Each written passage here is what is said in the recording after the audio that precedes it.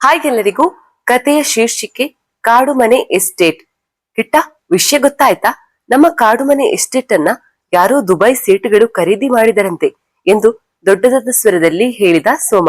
ಕಿಟ್ಟ, ಸುರೇಶ, ಜಾನಿ ಎಲ್ಲರೂ ಸೋಮನ ಜೊತೆ ಮಮ್ಮದೇ ಅಂಗಡಿಯಲ್ಲಿ ಸೇರಿದ್ದರು. ದಿನಾಲು ಕೆಲಸ ಮುಗಿದ ಮೇಲೆ ಮನೆಗೆ ಹೋಗುವ ಮೊದಲು ಅಲ್ಲಿ ಸೇರುವುದು ಇವರ ನಿತ್ಯದ ಕಾಯಕ. ಹೌದಾ ಅಂತ ಕಿಟ್ಟ ಉದ್ಗಾರವೆತ್ತಿದ. ಅದೇ ಸಮಯಕ್ಕೆ ಸುರೇಶ, ಮೊದಲೇ ಭೂತ ಇರುವ ಜಾಗ, ಅದನ್ನು ತಗೊಂಡವರಿಗೆ ಒಳ್ಳೇದಾಗಲಿಕ್ಕಿದೆಯಾ?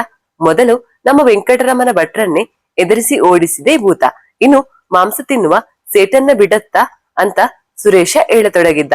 ಕಿಟ್ಟ, ಸೋಮ, ಸುರೇಶ, ಜಾನಿ ಗೆಳೆಯರು ದಕ್ಷಿಣ ಕನ್ನಡ ಜಿಲ್ಲೆಯ ಪುತ್ತೂರು ತಾಲೂಕಿನ ಶಾಂತಿನಗರ ಎನ್ನುವ ಸಣ್ಣ ಊರಲ್ಲಿ ವಾಸ. 10ನೇ ಕ್ಲಾಸು ಪಾಸು ಮಾಡದ ಹುಡುಗರು. ತೋಟದ ಕೆಲಸಕ್ಕೆ ಹೋಗುತ್ತಿದ್ದರು. ಮೂಲಿ ಮನೆ ರತ್ನಾಕರ ಭಟ್ರ ಮನೆಯಲ್ಲಿ ಅಡಿಕೆ ಕೊಯ್ಯುತ್ತಿದ್ದರೆ ಅಲ್ಲಿ ಕೆಲಸ, ಅಲ್ಲಿಂದ ಹೆಬ್ಬಾರರ ತೋಟದಲ್ಲಿ ಅಡಿಕೆ ಕೊಯ್ಯಲಿಕ್ಕೆ ಇದ್ದರೆ ಅಲ್ಲಿ ಕೆಲಸ. ಹೀಗೆ ಎಲ್ಲರ ಮನೆಗೂ ಇವರ ಸವಾರಿ ಹೋಗುತ್ತಿತ್ತು. ಎಲ್ಲರೂ ಸುಮಾರು 20-30ರ ಆಸುಪಾಸಿನ ವಯಸ್ಸಿನವರು. ಶಾಂತಿನಗರ ಸುಮಾರು 2000 ಜನಸಂಖ್ಯೆ ಇರುವ ಪುಟ್ಟ ಹಳ್ಳಿ. ಅಲ್ಲಿ ಹೆಬ್ಬಾರರು, ರತ್ನಾಕರ ಭಟ್ರು, ಶಂಕರ ಜೋಯಿಷರು ಇವರಿಗೆ ಸ್ವಲ್ಪ ದೊಡ್ಡದಾದ ತೋಟ ಇತ್ತು. ಮತ್ತೆ ಜಗ್ಗ ಮಾಸ್ತರಿಗೆ ಸಣ್ಣ ಗದ್ದೆ ಇತ್ತು. ಅಕ್ಕಿ ಬೇಸಾಯ ಮಾಡುತ್ತಿದ್ದರು. ಇನ್ನು ಕೆಲವರಿಗೆ ಬಹಳ ಚಿಕ್ಕದಾದ ತೋಟವಿತ್ತು. ಅವರು ಅವರ ತೋಟದ ಕೆಲಸ ಅವರೇ ಮಾಡಿಕೊಳ್ಳುತ್ತಿದ್ದರು. ಎಲ್ಲಿ ಕೆಲಸಕ್ಕೆ ಕರೆಯುತ್ತಾರೋ ಅಲ್ಲಿಗೆ ಈ ಗೆಳೆಯರ ತಂಡ ಕೆಲಸಕ್ಕೆ ಹೋಗುತ್ತಿದ್ದರು. ಈಗಿನ ಕಾಲದಲ್ಲಿ ಕೆಲಸಕ್ಕೆ ಜನ ಸಿಗುವುದೇ ಕಷ್ಟ. ಹಾಗಾಗಿ ಇವರಿಗೆ ವರ್ಷವಿಡೀ ಕೆಲಸ ಸಿಗುತ್ತಿತ್ತು. ಎಲ್ಲರ ಮನೆಗೂ ಹೋಗುತ್ತಿದ್ದ ಕಾರಣ ಎಲ್ಲರ ಮನೆ ವಿಚಾರವು ಇವರಿಗೆ ಗೊತ್ತಿತ್ತು. ಕಾಡು ಮನೆ ಒಂದು 50 ಎಕರೆ ಎಸ್ಟೇಟು. ವೆಂಕಟರಮಣ ಭಟ್ರು ಬಾಂಬೆ ಶೆಟ್ಟರ ಕೈಯಿಂದ ಸುಮಾರು 2 ವರ್ಷಗಳ ಹಿಂದೆ ಖರೀದಿ ಮಾಡಿದ್ದರು. ವೆಂಕಟರಮಣ ಭಟ್ರು ಅಲ್ಲಿ ವಾಸ ಮಾಡಿದ್ದು ಕಡಿಮೆ. ಅಲ್ಲಿ ವಾಸ ಮಾಡ್ಲಿಕ್ಕೆ ಅಂತ ನಿರ್ಧರಿಸಿ ಒಂದು ದಿನ ಅಲ್ಲಿ ರಾತ್ರಿ ತಂಗಿದ್ದೆ. ಭಟ್ರಿಗೆ ನಡುರಾತ್ರಿ ಭೂತ ಕಂಡು ಎದರಿ ರಾತ್ರೋರಾತ್ರಿ ಪಲಾಯನ ಮಾಡಿದ್ರು ಅಂತ ಊರ ಜನ ಮಾತನಾಡಿಕೊಳ್ಳುತ್ತಿದ್ದರು. ಅದರ ನಂತರ ಕಾಡುಮನೆ ಎಸ್ಟೇಟ್ಗೆ ಬೀಗ ಹಾಕಲಾಗಿತ್ತು. ಮಾರಾಟ ಮಾಡಲು ಸರಿಯಾದ ಗಿರಾಕಿಗಾಗಿ ವೆಂಕಟರಮಣ ಭಟ್ರು ಕಾಯುತ್ತಿದ್ದರು. ಕಾಡುಮನೆ ಎಸ್ಟೇಟ್ ಹೆಸರೇ ಹೇಳುವಂತೆ ಕಾಡಿನ ನಡುವೆ ಕಟ್ಟಿದ ಒಂದು ವಿಶಾಲವಾದ ಬಂಗಲೆ. ಸುತ್ತಲೂ ಸುಮಾರು 25 ಎಕರೆ ಅಡಿಕೆಯ ತೋಟ, ಜೊತೆಗೆ ಬಾಳೆ, ತೆಂಗು ಎಲ್ಲವೂ ಇತ್ತು. ಅದರ ಸುತ್ತಲೂ ಇರುವ ಕಾಡನ್ನ ಇನ್ನೂ ಉಳಿಸಿಕೊಂಡಿದ್ದರು. ಅದರ ನಡುವೆ ಒಂದು ಸುಂದರವಾದ ತೊರೆ. ಸ್ವಲ್ಪ ಹಾಗೆ ತೊರೆಯ ಬಳಿ ಇರುವ ಕಾಲು ದಾರಿಯಲ್ಲಿ 1 ಕಿಲೋಮೀಟರ್ ಸಾಗಿದರೆ ಒಂದು ಸುಂದರವಾದ ಜಲಪಾತ ಕಾಣಸಿಗುತ್ತದೆ. ಆ ಜಲಪಾತ ಕಾಡಿನ ಅಂದವನ್ನ ಹೆಚ್ಚಿಸಿತ್ತು. ಬೇಸಿಗೆ ಕಾಲದಲ್ಲೂ ಜಲಪಾತದಲ್ಲಿ ನೀರು ಇರುತ್ತಿತ್ತು. ಇನ್ನು ಮಳೆಗಾಲದಲ್ಲಿ ಅಂತೂ ನೀರು ತುಂಬಿ ಬಹಳ ವೇಗವಾಗಿ ಹರಿಯುತ್ತಿತ್ತು. ಸುತ್ತಲೂ ಮರಗಳು, ತಂಪಿನ ವಾತಾವರಣ. ಒಟ್ಟಾರೆ ಕಾಡುಮನೆ ಎಸ್ಟೇಟ್ ಬಹಳ ಸುಂದರವಾಗಿತ್ತು. ಅಷ್ಟೇ ಭಯಾನಕ ಕೂಡವಾಗಿತ್ತು. ಕೆಲವೊಮ್ಮೆ ಕಾಟಿ, ಹಂದಿಗಳು ತೋಟಕ್ಕೆ ಬರುತ್ತಿದ್ದವು. ಭಟ್ರು ಸರಿಯಾಗಿ ನೋಡಿಕೊಳ್ಳದ ಕಾರಣ ತೋಟಗೆಲ್ಲವೂ ಹಾಳಾಗಿತ್ತು. ಬಂಗಳಿಗೆ ಬೀಗ ಜಡಿದಿದ್ದರು. ಕಾಡುಮನೆ ಬಂಗಲೆಯಿಂದ ರಾತ್ರಿ ಏನೇನು ಶಬ್ದ ಕೇಳುತ್ತದೆ ಎಂದು ಜನ ಭಯದಿಂದ ಹಗಲು ಹೊತ್ತಲ್ಲೇ ಅಲ್ಲಿಗೆ ಹೋಗಲು ಭಯ ಪಡುತ್ತಿದ್ದರು. ಕಾಡುಮನೆ ಎದುರಿನಿಂದ ಒಂದು ಸಣ್ಣ ಕಿರುದಾರಿ. ಅದರಲ್ಲೇ ನಡೆದು 2 ಕಿಲೋಮೀಟರ್ ಸಾಗಿದರೆ ಆನೆಬೀಡು ಸೇರುತ್ತದೆ. ಆನೆಬೀಡಲ್ಲಿ 50,000 ಜನಸಂಖ್ಯೆ ಇರುವ ಕಾರಣ ಅಲ್ಲಿ ಒಳ್ಳೆ ಉದ್ಯೋಗದ ಅವಕಾಶವಿತ್ತು. ಮೊದಲು ಜನ ಬೆಳಿಗ್ಗೆ ಶಾಂತಿನಗರದಿಂದ ಹೊರಟು ಕಿರುದಾರಿಯಲ್ಲಿ ಆನೆಬೀಡಿಗೆ ಹೋಗಿ ಕೂಲಿ ಮಾಡಿ ಸಾಯಂಕಾಲ ಅದೇ ಒಳದಾರಿಯಲ್ಲಿ ಮನೆಗೆ ಬರುತ್ತಿದ್ದರು. ರಾತ್ರಿ ಬರುತ್ತಿದ್ದ ಅದೇ ಜನರು ಬಂಗಲೆಯಿಂದ ಬರುವ ಗೆಜ್ಜೆಯ ಕಿರುಚಾಟದ ಶಬ್ದ ಕೇಳಿದ್ದರು. ಸುಮಾರು ಜನ ಬಣ್ಣ ಹಚ್ಚಿದ ಭೂತವನ್ನ ನೋಡಿದ್ದರು. 1 ವಾರ ಎದರಿ ಜ್ವರದಲ್ಲಿ ಮಲಗಿದ್ದರು. ನಂತರ ತಂತ್ರಿಗಳ ತಾಯತ ಕಟ್ಟಿದ ಮೇಲೆ ಜ್ವರ ಬಿಟ್ಟಿತ್ತು. ಇದರಿಂದಾಗಿ ಆ ಕಿರುದಾರಿಯಲ್ಲಿ ಜನ ಹೋಗುವುದನ್ನೇ ನಿಲ್ಲಿಸಿದ್ದರು. ಮೊದಲೇ ಹಳ್ಳಿ ಜನ ಭೂತದೇವಗಳ ಭಯ ಜಾಸ್ತಿ. ಹಾಗಾಗಿ ಎಲ್ಲರೂ ತಾಯತ ಕಟ್ಟಿಕೊಂಡೇ ಓಡಾಡುತ್ತಿದ್ದರು. ಸೋಮ, ಸುರೇಶ ಮತ್ತು ಜಾನಿ ದಿನಾಲು ಕೆಲಸ ಮುಗಿದ ಮೇಲೆ ಸಾಯಂಕಾಲ ಮಮ್ಮದೇ ಬ್ಯಾರಿಯ ಅಂಗಡಿಯಲ್ಲಿ ಸೇರುತ್ತಿದ್ದರು. 1.5 ಗಂಟೆ ಹರಟೆ ಹೊಡೆದು ಸ್ವಲ್ಪ ಸಾರಾಯಿ ಕುಡಿದು ಅಲ್ಲೇ ಅಂಗಡಿಯಿಂದ ದಿನಸಿ ಸಾಮಾನು ಇಟ್ಕೊಂಡು ಮನೆಗೆ ಹೋಗುತ್ತಿದ್ದರು. ಇವತ್ತು ಮಾತನಾಡಲು ವಿಶೇಷ ಸುದ್ದಿ ಸಿಕ್ಕಿತ್ತು. ಸೋಮು ಇವತ್ತು ಹೆಬ್ಬಾರರ ಮನೆಯಲ್ಲಿ ಅಡಿಕೆ ಇಕ್ಕುತ್ತಿರುವಾಗ ಸ್ವತಃ ಹೆಬ್ಬಾರರೇ ದುಬೈ ಸೇಟು ಕಾಡು ಮನೆ ಕೊಂಡುಕೊಂಡರಂತೆ ಎಂದು ಸೋಮುವಿನ ಹತ್ತಿರ ಹೇಳಿದ್ದರು. ಹೆಬ್ಬಾರರು ಹಾಗೆಲ್ಲ ಸುಳ್ಳು ಸುದ್ದಿ ಮಾಡುವ ಜನ ಅಲ್ಲ. ಅವರಿಗೆ ಪಟ್ಟಣದಲ್ಲಿ ಕೆಲವು ದೊಡ್ಡ ಮನುಷ್ಯರ ಪರಿಚಯವಿತ್ತು. ಹಾಗಾಗಿ ಪಟ್ಟಣದಲ್ಲಿ ಯಾರೋ ಲಾಯರು ಹೆಬ್ಬಾರರ ಕಿವಿಗೆ ಸುದ್ದಿ ಮುಟ್ಟಿಸಿದ್ದರು. ಈಗ ಇಡೀ ಊರಲ್ಲಿ ಅದೇ ಸುದ್ದಿ ಆಗಿತ್ತು. ದುಬೈ ಸೇಟು ಎಷ್ಟು ದಿನ ಕಾಡು ಮನೆ ಆಳುತ್ತಾರೋ ನೋಡ್ಬೇಕು ಅಂತ ಊರಿಡೀ ಜನರು ಮಾತನಾಡತೊಡಗಿದರು. ಒಮ್ಮೆ ಭಾರಿ ಸುದ್ದಿ ಮಾಡಿದ ಕಾಡು ಮನೆ ಖರೀದಿ ವಿಷಯ 2 ತಿಂಗಳಾದರೂ ಒಕ್ಕಲು ಆಗಿದ್ದನ್ನ ನೋಡಿ ಜನ ಸುಳ್ಳು ಸುದ್ದಿ ಅಂತ ಮರೆಯಲಾರಂಭಿಸಿದ್ದರು. ಎಲ್ಲರೂ ತಮ್ಮ ದಿನನಿತ್ಯದ ಕಾರ್ಯದಲ್ಲಿ ತೊಡಗಿದ್ದರು. ಬೇಸಿಗೆ ಬೇರೆ. ಇನ್ನೆರಡು ತಿಂಗಳಲ್ಲಿ ಮುಂಗಾರು ಶುರು ಆದ್ರೆ ಮನೆಗೆ ಬೇಕಾದ ಕಟ್ಟಿಗೆ, ಅಂಗಳಕ್ಕೆ ಸೋಗೆ, ಮನೆಗೆ ಮಾಡಿದ ಕೆಲಸ ಎಲ್ಲಾ ಮಾಡಲು ಕಷ್ಟ ಆಗುತ್ತದೆ. ಹಾಗಾಗಿ ಎಲ್ಲರೂ ಅದೇ ಕಾರ್ಯದಲ್ಲಿ ಮುಳುಗಿ ಹೋಗಿದ್ದರು. ಕಿಟ್ಟ ಮತ್ತು ಅವನ ಗೆಳೆಯರಿಗೆ ಕೈ ತುಂಬಾ ಕೆಲಸ. ಜೊತೆಗೆ ಪುತ್ತೂರಿನ ಮಹಾಲಿಂಗೇಶ್ವರನ ಜಾತ್ರೆ, ವರ್ಷಕ್ಕೊಮ್ಮೆ ನಡೆಯುವ ಜಾತ್ರೆಗೆ ಹೋಗದಿದ್ದರೆ ಆದಿತೆ. ಇದೆಲ್ಲದರ ನಡುವೆ ಕಾಡು ಮನೆ ವಿಷಯ ಮರೆತೇ ಹೋಗಿತ್ತು. ಬೇಸಿಗೆ ಹೋಗಿ ಮಳೆಗಾಲ ಪ್ರಾರಂಭವಾಯಿತು. ಮುಂಗಾರು ಮಳೆ. ಒಮ್ಮೆ ಮಳೆ ಶುರುವಾದ್ರೆ 2-3 ದಿನ ಬಿಡದೆ ಮಳೆ ಸುರಿಯುತ್ತಿತ್ತು. ಜೊತೆಗೆ ಗುಡುಗು ಮಿಂಚು, ಗಾಳಿ ಬೇರೆ. ಹೀಗೆ ಮಳೆ ಬಂದು ಬಿಟ್ಟ ಸಮಯ ಜನರೆಲ್ಲ ಮೆಲ್ಲಗೆ ಮನೆಯಿಂದ ಹೊರಗೆ ಬಂದು ಮೋಡ ನೋಡಿ ಸದ್ಯಕ್ಕೆ ಮಳೆ ಬರಲ್ಲ ಅಂತ ಹೇಳುತ್ತಾ ಕತ್ತಿ ಹಿಡ್ಕೊಂಡು ತೋಟದ ಕಡೆ ಹೋಗುತ್ತಾ ಇರುವಂತಹ ಸಮಯದಲ್ಲಿ ಒಂದು ದೊಡ್ಡ ಲಾರಿ ತುಂಬಾ ಮನೆ ಸಾಮಾನು ಹಾಗೂ ಜೊತೆಗೆ ಒಂದು ಜೀಪಲ್ಲಿ ಒಬ್ಬ ಯುವಕ ಮತ್ತು ಕಾರಿನಲ್ಲಿ ದಂಪತಿಗಳು, ಸಾಧಾರಣ 50 ವಯಸ್ಸಿನ ಆಸುಪಾಸಿನ ದಂಪತಿಗಳು ಬರುವುದು ಕಾಣಿಸುತ್ತಿತ್ತು. ಮಮ್ಮದೇ ಬ್ಯಾರಿ ಮೆಲ್ಲಗೆ ಅಂಗಡಿಯಿಂದಲೇ ಇಣಕಿ ನೋಡಿ ಕಾರಲ್ಲಿ ಯಾರ್ಯಾರು ಬಂದಿದ್ದಾರೆ ಅಂತ ನೋಡತೊಡಗಿದ. ಮಮ್ಮದೇ ಬ್ಯಾರಿಯ ಅಂಗಡಿ ಒಂದು ತರಹ ಹಳ್ಳಿ ವಾರ್ತಾ ಪತ್ರಿಕೆ ಇದ್ದ ಹಾಗೆ. ಜನ ಅಲ್ಲಿಗೆ ಸುದ್ದಿ ತಿಳಿಯಲೆಂದೇ ಹೋಗುತ್ತಿದ್ದರು. ಬರುವಾಗ ಅಲ್ಲಿಂದ ದಿನಸಿ ಸಾಮಾನು ಇಟ್ಕೊಂಡು ಬರುತ್ತಿದ್ದರು. ಮನೆಯಲ್ಲಿ ಗಂಡ ಹೆಂಡತಿ ಜಗಳ ಆಡಿದರೂ ಅವನಿಗೆ ಗೊತ್ತಾಗುತ್ತಿತ್ತು. ಜನ ಅಂಗಡಿಗೆ ಹೋಗಿ 4 ಗ್ಲಾಸ್ ಸರಬು ಕುಡಿದು ಇದ್ದ ಬದ್ದ ನೋವೆಲ್ಲ ಮಮ್ಮದೆಯಲ್ಲಿ ಕಕ್ಕುತ್ತಿದ್ದುದೇ ಇದಕ್ಕೆ ಕಾರಣ. ಒಟ್ಟಾರೆ ಊರಿನ ಎಲ್ಲಾ ಸುದ್ದಿ ಅವನಿಗೆ ಗೊತ್ತಿರುತ್ತಿತ್ತು. ಕಾರು, ಜೀಪು ಮತ್ತು ಲಾರಿ ಸೀದಾ ಕಾಡುಮನೆ ಎಸ್ಟೇಟ್ ಕಡೆಗೆ ಸಾಗಿತು. ಓ, ಕಾಡುಮನೆ ತಗೊಂಡೋರೇ ಇರ್ಬೇಕು. ಲಾರಿ ತುಂಬಾ ಸಾಮಾನು ತಂದಿದ್ದಾರೆ. ಇಲ್ಲೇ ಇರುವ ಆಲೋಚನೆಯಲ್ಲಿ ಬಂದಿದ್ದಾರೆ ಅಲ್ಲವ ಮಾದ ಅಂತ ಕಳ್ಳು ತೆಗೆಯುವ ಮಾದನಲ್ಲಿ ಹೇಳಿದ ಮಮ್ಮದೆ. ಅವನು ಅಂಗಡಿಗೆ ಕಳ್ಳು, ತಾಳೆ ಬೊಂಡದಿಂದ ಮಾಡುವ ಶರಬು, ಇದು ಹಳ್ಳಿ ಪ್ರದೇಶದಲ್ಲಿ ಜನರು ಕುಡಿಯುವ ಮಾದಕ ಪಾನೀಯ ತರುವ ಜನ. ಆ ದಿನ ಮಳೆ ಬಿಟ್ಟ ಕಾರಣ ಮಾದ ತಾಳೆ ಮರಕ್ಕೆ ಹತ್ತಿ ಸ್ವಲ್ಪ ಕಳ್ಳು ತೆಗೆದಿದ್ದ.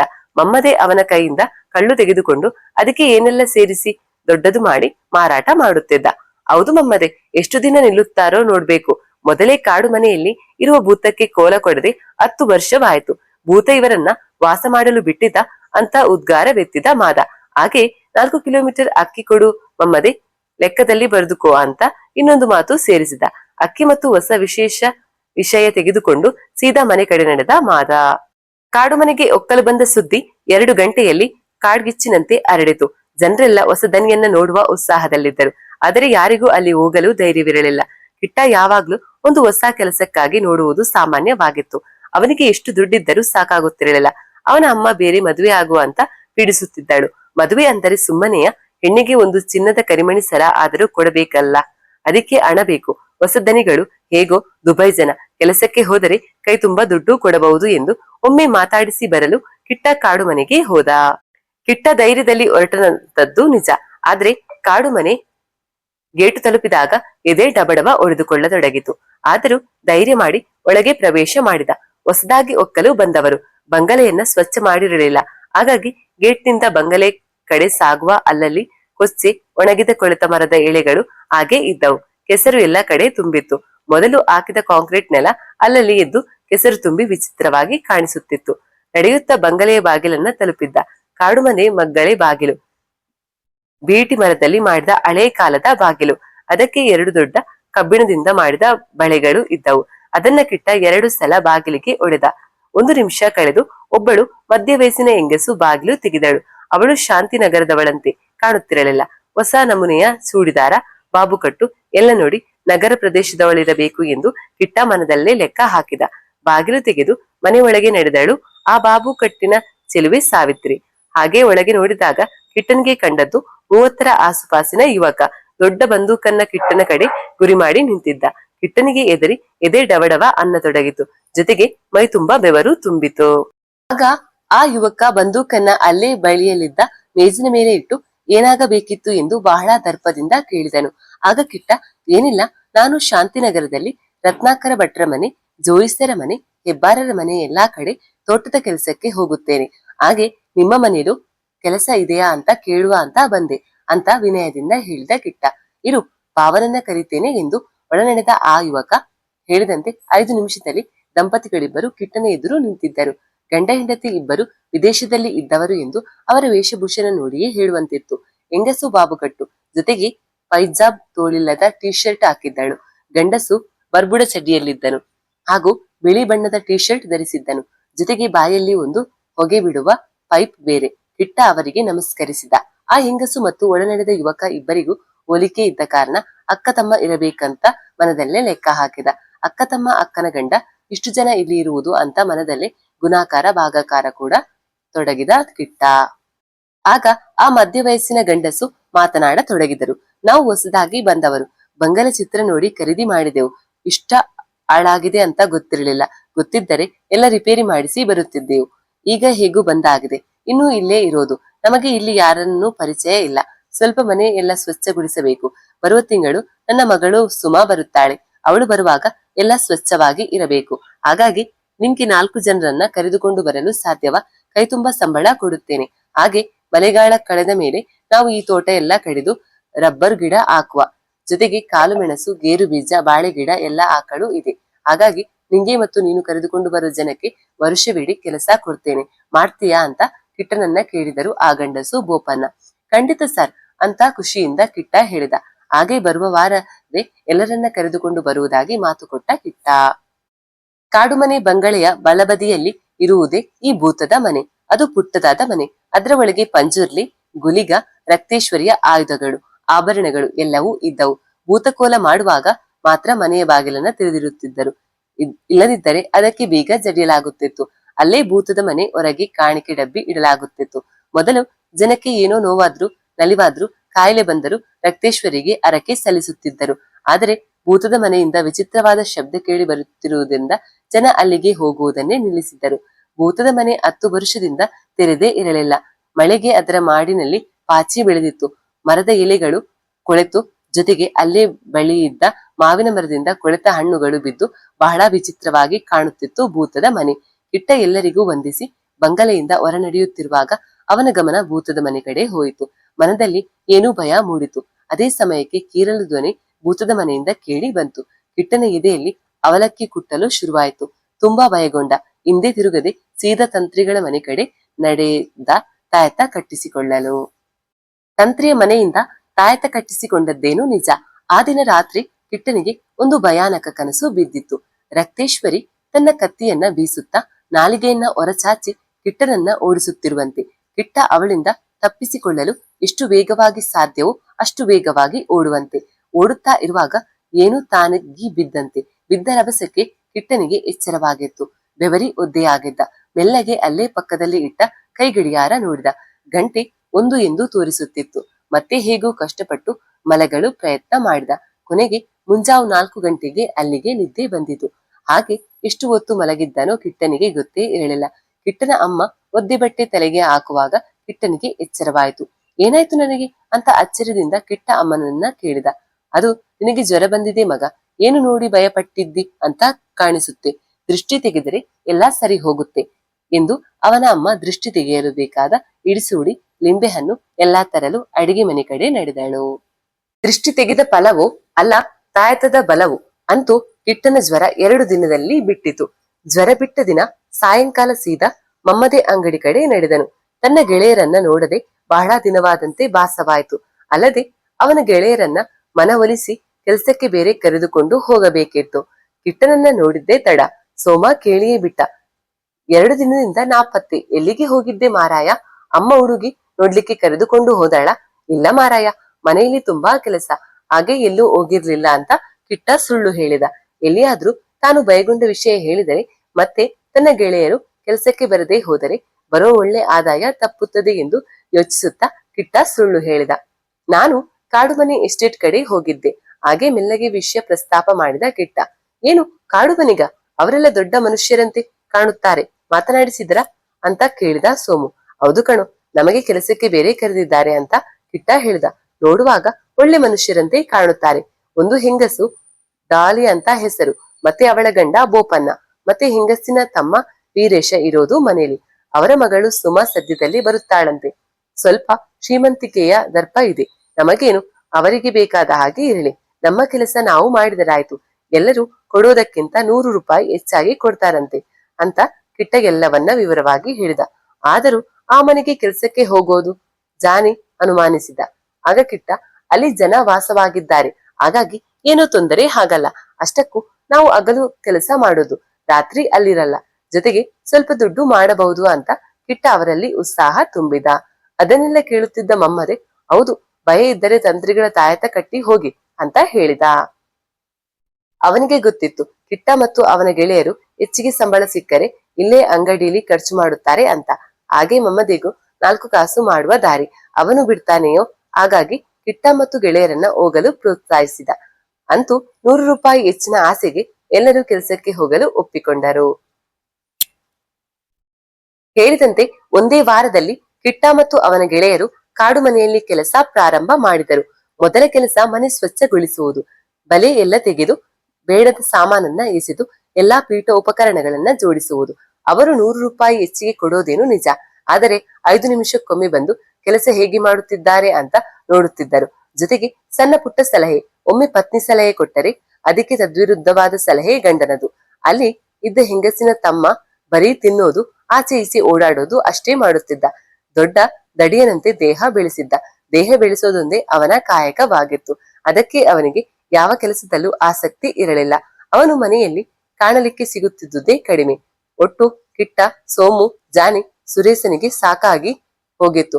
ಅವರಿಗೆ ರತ್ನಾಕರ ಭಟ್ಟರಾಗಲಿ, ಶಂಕರ ಜೋಯಿಸರಾಗಲಿ, ಹೆಬ್ಬಾರರಾಗಲಿ ಯಾರೂ ಕೆಲಸ ಮಾಡುವಾಗ ಕಿರಿಕಿರಿ ಮಾಡುತ್ತಿರಲಿಲ್ಲ. ಸುಸ್ತಾದಾಗ ಸ್ವಲ್ಪ ಕುಳಿತರು ಏನೂ ಹೇಳುತ್ತಿರಲಿಲ್ಲ. ಇಲ್ಲಿ ಇಡೀ ದಿನದಲ್ಲಿ 2 ಸಲ 10 ನಿಮಿಷ ಕೂರಬಹುದಿತ್ತು. ಮತ್ತೆ ಅರ್ಧ ಗಂಟೆ ಊಟಕ್ಕೆ ಅಷ್ಟೇ. ಅದು ಬಿಟ್ಟು ಬೇರೆ ಸಮಯದಲ್ಲಿ ಬರೀ ಕೆಲಸ ಕೆಲಸ. ಒಟ್ಟು ಸಾಕಾಗಿತ್ತು. ಆದರೆ ಹಣ ಮಾಡುವ ಆಸೆ ಎಲ್ಲವನ್ನ ಸಹಿಸಿ ಕೆಲಸ ಮಾಡುವಂತೆ ಪ್ರೇರೇಪಿಸಿತ್ತು. ಕಾಡುಮನೆ ಎಸ್ಟೇಟ್ ನಲ್ಲಿ ಭಾರೀ ಸಂಭ್ರಮ. ಬೆಳಿಗ್ಗೆ ಮಂಗಳೂರಿಗೆ ಮಗಳು ಸುಮಾ ಫ್ಲೈಟ್ ನಲ್ಲಿ ಬೆಂಗಳೂರಿನಿಂದ ಬರುವಳಿದ್ದಳು. ಅವಳನ್ನ ಕರೆದುಕೊಂಡು ಬರಲು ಬೆಳಿಗ್ಗೆ ಇಡೀ ಕುಟುಂಬ ಬಸ್ವೇ ವಿಮಾನ ನಿಲ್ದಾಣಕ್ಕೆ ಕಾರಿನಲ್ಲಿ ಹೋಗಿ ಆಗಿತ್ತು. ವಿಪರೀತ ಮಳೆಯಿಂದಾಗಿ ಅರ್ಧ ಗಂಟೆ ತಡವಾಗಿ ಎಲ್ಲರೂ ವಿಮಾನ ನಿಲ್ದಾಣ ಸೇರಿದ್ದರು.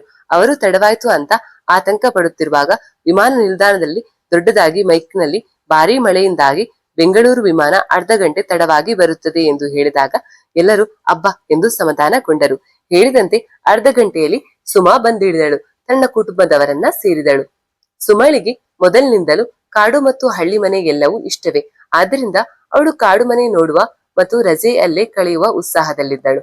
ದಾರಿಯಲ್ಲಿ ಒಳ್ಳೆ ಹೋಟೆಲ್ ಸಿಗುವುದಿಲ್ಲವಾದ್ದರಿಂದ ಎಲ್ಲರೂ ಹೋಟೆಲ್ ವುಡ್ ಲ್ಯಾಂಡ್ ನಲ್ಲಿ ಊಟ ಮುಗಿಸಿ ಶಾಂತಿನಗರಕ್ಕೆ ಪ್ರಯಾಣ ಮಾಡುವ ಯೋಚನೆಯಲ್ಲಿ ಇದ್ದರು.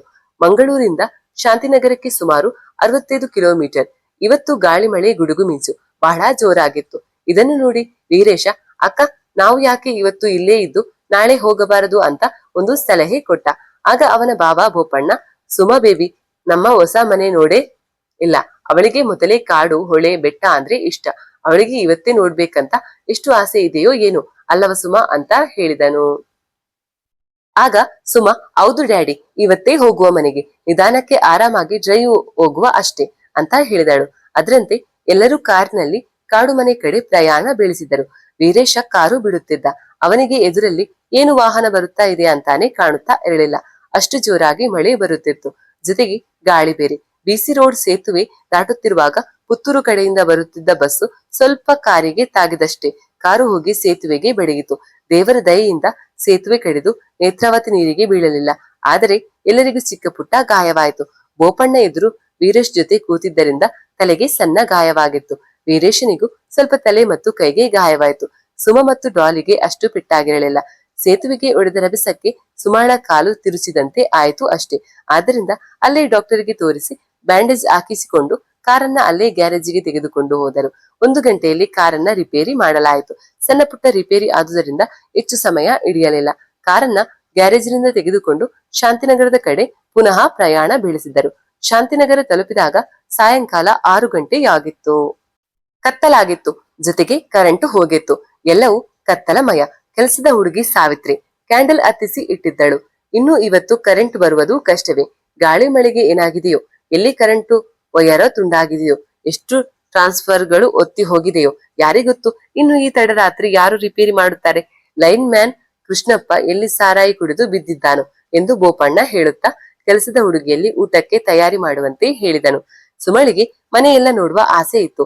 ಆದರೆ ಕತ್ತಲಿಂದಾಗಿ ಏನೂ ಕಾಣುತ್ತಿರಲಿಲ್ಲ. ಹಾಗಾಗಿ ನಾಳೆ ನೋಡಿದರಾಯಿತು, ಅಷ್ಟಕ್ಕೂ ಈ ರಜೆ ಪೂರ್ತಿ ನಾನು ಇಲ್ಲೇ ಇರ್ತೇನೆ ಅಂತ ತನ್ನನ್ನು ತಾನೇ ಸಮಾಧಾನ ಮಾಡುತ್ತಾ ಊಟ ಮಾಡಿ ಮಲಗಿದಳು. ಮರುದಿನ ಬೆಳಿಗ್ಗೆ ಸುಮಾಳಿಗೆ ಬೇಗನೆ ಎಚ್ಚರವಾಯಿತು. ಸುಮಾಳ ಕೋಣೆಯಲ್ಲಿ ದೊಡ್ಡದಾದ ಕಿಟಕಿ ಇತ್ತು. ಅದಕ್ಕೆ ಕೆಂಪು ಹೂವಿನ ಚಿತ್ರ ಇರುವ ಬಿಳಿಯ ಪರದೆ ಹಾಕಲಾಗಿತ್ತು. ಪರದೆ ಎಡೆಯಿಂದ ಸೂರ್ಯನ ಕಿರಣಗಳು ಸುಮಾಳ ಮುಖಕ್ಕೆ ಬಡಿದವು. ಅವಳಿಗೆ ಎಚ್ಚರವಾಯಿತು. ಎದ್ದವಳೆ ಕಿಟಕಿ ಬಳಿ ಬಂದಳು. ಪರದೆಯನ್ನ ಸರಿಸಿ ಹೊರಗೆ ನೋಡಿದಳು. ಹೊರಗಿನ ದೃಶ್ಯ ಅವಳ ಮನಸ್ಸಿಗೆ ಆಹ್ಲಾದವನ್ನ ಉಂಟು ಮಾಡಿತು. ಅವಳ ಕೋಣೆಯ ಕಿಟಕಿಯಿಂದ ಮನೆಯ ಮುಂಭಾಗ ಸ್ಪಷ್ಟವಾಗಿ ಕಾಣುತ್ತಿತ್ತು. ಮನೆಯ ಗೇಟು ಸುತ್ತಲೂ ತೋಟ, ಜೊತೆಗೆ ನವಿರಾದ ನೀರು ಬೀಳುವ ಶಬ್ದ, ಅಕ್ಕಿಗಳ ಕಲರವ ಎಲ್ಲವೂ ಅವಳನ್ನ ದಂಗು ಬಡಿಸಿತು. ಸೀದಾ ಬಟ್ಟೆ ಬದಲಾಯಿಸಿ ತೋಟ ನೋಡಲು ಹೊರಟಳು. ನಿನ್ನೆಯ ಆಕ್ಸಿಡೆಂಟಿನಿಂದಾಗಿ ಕಾಲು ಸ್ವಲ್ಪ ನೋಯುತ್ತಿತ್ತು. ಅದನ್ನು ಲೆಕ್ಕಿಸದೆ ಸೀದಾ ಮನೆಯ ಮುಂಭಾಗಕ್ಕೆ ಬಂದಳು. ಬೆಳಗಿನ 6 ಗಂಟೆ ಸಮಯ. ಮನೆಯವರೆಲ್ಲರೂ ಗಾಢ ನಿದ್ರೆಯಲ್ಲಿದ್ದರು. ಸುಮಾ ಹೊರಗೆ ಬಂದವಳೆ ವೀರೇಶನ ಜೀಪಲ್ಲಿ ಆರಿ ಕುಳಿತು ಊರು ನೋಡಲು ಹೋದಳು. ಜೀಪಿನ ಶಬ್ದಕ್ಕೆ ಮನೆಯವರಿಗೆಲ್ಲ ಎಚ್ಚರವಾಯಿತು.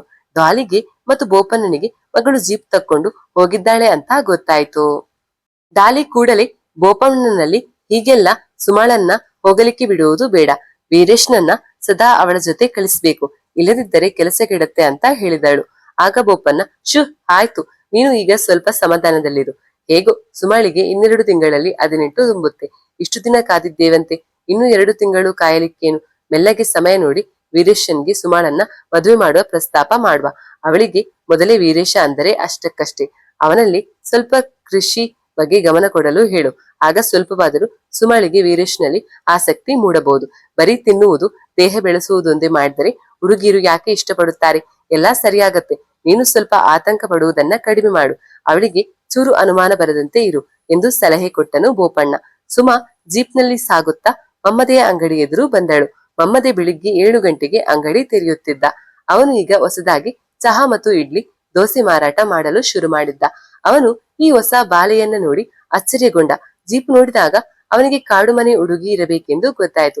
ಅವಳು ಜೀಪ್ನ ಮಮ್ಮದೆ ಅಂಗಡಿ ಎದುರು ನಿಲ್ಲಿಸಿ ಸೀದಾ ಮಮ್ಮದೆ ಬಳಿ ಬಂದಳು. ಉದ್ದ ಕೂದಲನ್ನ ಚೆನ್ನಾಗಿ ಅಣೆದು ಸಣ್ಣ ಬೊಟ್ಟು ಹಾಕಿ ಪಿಂಕ್ ಬಣ್ಣದ ಕಾಟನ್ ಚೂಡಿದಾರ ಧರಿಸಿ ಬಂದ ಮುದ್ದಾದ ಬಾಲೆಯನ್ನ ನೋಡಿ ಮನದಲ್ಲಿ ಅವಳ ಅಪ್ಪ ಅಮ್ಮನ ಹಾಗೆ ಸ್ವಲ್ಪ ಕೂಡ ಕಾಣಿಸಲ್ಲ, ಎಷ್ಟು ಹಳ್ಳಿಯ ಹುಡುಗಿ ತರಹ ಕಾಣುತ್ತಾಳೆ, ವಿದೇಶದಲ್ಲಿ ಇದ್ದರು ಎನ್ನುವ ಹಾಗೆಯೇ ಇಲ್ಲ ಎಂದು ಯೋಚಿಸುತ್ತಿರುವಾಗ ಸುಮಾ ಮಮ್ಮದೆಯ ಅಂಗಡಿ ಎದುರು ನಿಂತಿದ್ದಳು. ನಮಸ್ಕಾರ ಎಂದು ವಿನಯದಿಂದ ಹೇಳಿದಳು. ಆಗ ಮಮ್ಮದೆ ವಾಸ್ತವ ಲೋಕಕ್ಕೆ ಬಂದ. ಇಲ್ಲಿ ನಿಮ್ಮ ಅಂಗಡಿ ಮಾತ್ರ ಇರೋದಾ ಅಂತ ಕೇಳಿದಳು ಮಮ್ಮದೆಯನ್ನ. ಹೌದು, ನೀವು ಊರಿಗೆ ಹೊಸಬ್ರಾ ಎಂದು ಕೇಳಿದನು ಮಮ್ಮದೆ. ಆಗ ಅವಳು, ಹೌದು, ನಾವು ಕಾಡು ಮನೆ ಕೊಂಡುಕೊಂಡಿವಿ ಇತ್ತೀಚೆಗೆ, ನಿಮ್ಗೆ ಗೊತ್ತಲ್ಲವಾ ಕಾಡು ಮನೆ ಅಂತ ಕೇಳಿದಳು ಸುಮಾ. ಹೌದೌದು, ಚೆನ್ನಾಗಿ ಗೊತ್ತು. ನಿಮ್ಮ ಅಪ್ಪ ಅಮ್ಮನನ್ನ 1-2 ಸಲ ನೋಡಿದ್ದೇನೆ. ಅವರು ಇಲ್ಲಿ ದಿನಸಿ ಸಾಮಾನು ತಕೊಳ್ಳಿಕ್ಕೆ ಬರಲ್ಲ, ಎಲ್ಲಾ ಆನೆಬೀಡಿಗೆ ಹೋಗುತ್ತಾರೆ. ಅದು ದೊಡ್ಡ ಊರು, ವಾರಕ್ಕೊಮ್ಮೆ ಸಂತೆ ಇರುತ್ತೆ, ತುಂಬಾ ಅಂಗಡಿಗಳು ಇವೆ. ನಮ್ಮ ಅಂಗಡಿ ಎಲ್ಲಾ ಬಡವರಿಗೆ ಅಂತ ಹೇಳಿದ ಮಮ್ಮದೆ. ಹಾಗೆ ಹೇಳಿದ್ದು ಅವಳು ಮುಂದೆ ದಿನಸಿ ಸಾಮಾನು ತರಲು ಬರಬಹುದು ಎನ್ನುವ ಒಂದು ದೂರದ ಆಸೆಯಿಂದ. ಹಾಗೆ ಹೇಳುತ್ತಿರುವಾಗ ಮಮ್ಮದೆಯ ಗಮನ ಅವಳ ಕಾಲಲ್ಲಿ ಇದ್ದ ಸಣ್ಣ ಬ್ಯಾಂಡೇಜ್ ಕಡೆ ಹೋಯ್ತು. ನಿಮ್ಮ ಕಾಲಲ್ಲಿ ಏನ್ ಬ್ಯಾಂಡೇಜ್ ಇದೆ, ಏನಾಯ್ತು ಅಂತ ಕುತೂಹಲದಿಂದ ಕೇಳಿದ. ಹಳ್ಳಿ ಜನ ಹಾಗೆ, ಎಲ್ಲ ವಿಷಯನೂ ಬೇಕು. ಇನ್ನು ಮಮ್ಮದೆ ಬಿಡ್ತಾನೆ, ಅದು ನಿನ್ನೆ ಮಂಗಳೂರಿನಿಂದ ಬರುವಾಗ ಆಕ್ಸಿಡೆಂಟ್ ಆಯ್ತು ಅಂತ ಹೇಳಿದಳು ಸುಮಾ. ಮಮ್ಮದಿಗೆ ಅಷ್ಟು ಸಾಕು, ಊರಿಡಿ ಸುದ್ದಿ ಮಾಡಲು. ಆಕ್ಸಿಡೆಂಟಾ? ಎಲ್ಲಾ ವಿಷಯ ಅವಳಲ್ಲಿ ಮಾತಾಡುತ್ತಾ ಸಂಗ್ರಹಿಸಿಕೊಂಡ. ಅವಳು ಅವನಿಗೆ ನಮಸ್ಕರಿಸಿ 4 ಬಾಳೆಹಣ್ಣು ಮತ್ತು ಊರ ಬೆಂಡೆಕಾಯಿ ಅಂಗಡಿಲಿ ಕೊದ್ಕೊಂಡು ಸೀದಾ ಕಾಡು ಮನೆ ಸೇರಿದಳು. ಸುಮಾ ಮನೆಗೆ ತಲುಪಿದಾಗ ಗಂಟೆ 9 ಆಗಿತ್ತು. ಮನೆಯಲ್ಲಿ ಏನು ಹೇಳ್ತಾರೋ ಎಂದು ಆಲೋಚಿಸುತ್ತಾ ಜೀಪನ್ನ ಶೆಡ್ಡಲ್ಲಿ ನಿಲ್ಲಿಸಿದಳು. ಹಾಗೆ ಮನೆ ಒಳಗೆ ಹೋಗುವಾಗ ಕೆಲಸದ ಹುಡುಗಿ ಮತ್ತು ಅಮ್ಮನ ಮಾತುಗಳು ಜೋರಾಗಿ ಕಿವಿಗೆ ಬೀಳಲಾರಂಭಿಸಿದವು. ಸುಮಾ ಅದನ್ನೆಲ್ಲ ಕೇಳುತ್ತಾ ಮನೆ ಒಳಗೆ ಪ್ರವೇಶಿಸಿದಳು. ಏನು ಎಂಬುದು ಅವಳಿಗೆ ಸ್ಪಷ್ಟವಾಗಿರಲಿಲ್ಲ. ಏನಾಯ್ತಮ್ಮ ಎಂದು ಸುಮಾ ಅಮ್ಮನಲ್ಲಿ ಕೇಳಿದಳು. ಏನಿಲ್ಲ ಸಾವಿತ್ರಿ, ಏನು ಕಂಡು ಹೆದರಿದ್ದಾಳೆ, ಇಲ್ಲಿ ಇನ್ನೂ ಕೆಲಸ ಮಾಡುವುದಿಲ್ಲ ಎಂದು ಹೇಳುತ್ತಾ ಇದ್ದಾಳೆ ಎಂದು ಅಮ್ಮ ಕೆಲಸದವಳು ಹೋದರೆ ಏನು ಮಾಡುವುದು ಎಂದು ಚಿಂತಿಸುತ್ತಾ ಸುಮಳಿಗೆ ವಿಷಯ ಹೇಳಿದಳು.